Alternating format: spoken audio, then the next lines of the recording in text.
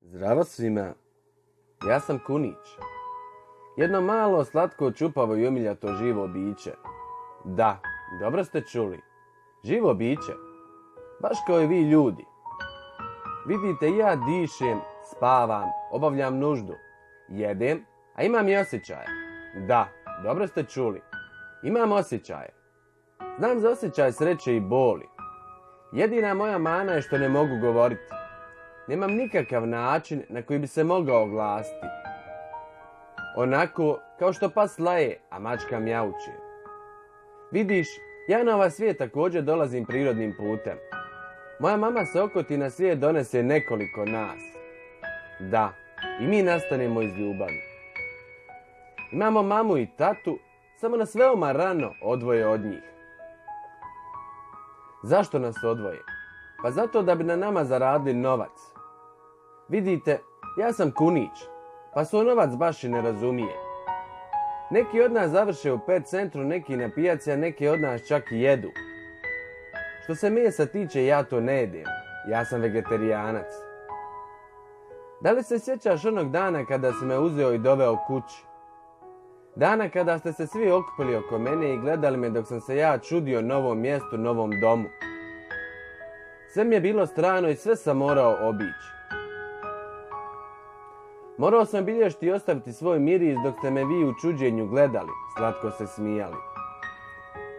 Krenuli bi rukama prema meni, a ja bi se uplašio. Vremeno sam se opuštao jer sam shvatio da ste vi moja porodica. Moji novi mama i tata. Čak ste mi napravili ili ste mi kupili kućicu gdje ću da boravim. Da, i mi Kunići volimo da imamo mjesto za svoj mir i privatnost. Također volimo da imamo i WC, samo nas morate naučiti da obavljamo nuždu.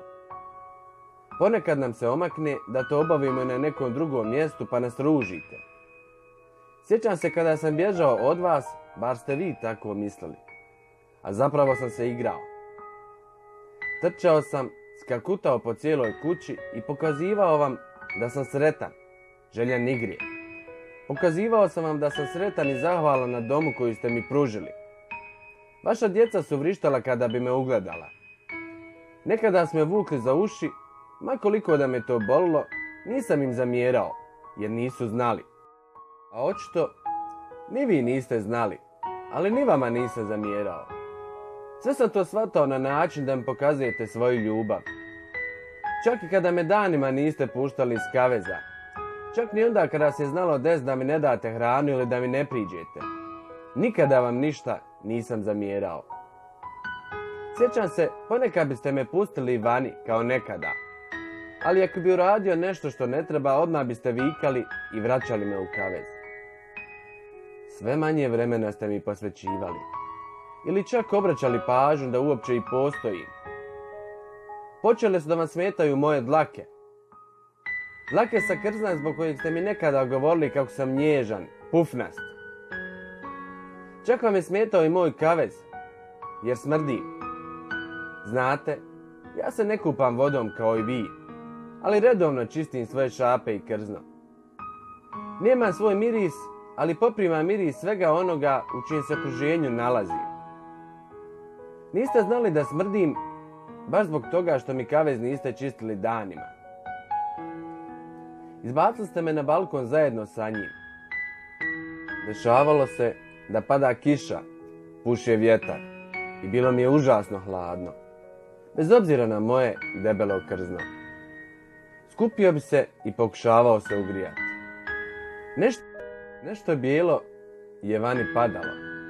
Moja polilica sa vodom se zaledila, a ja sam pokušavao da je ližem.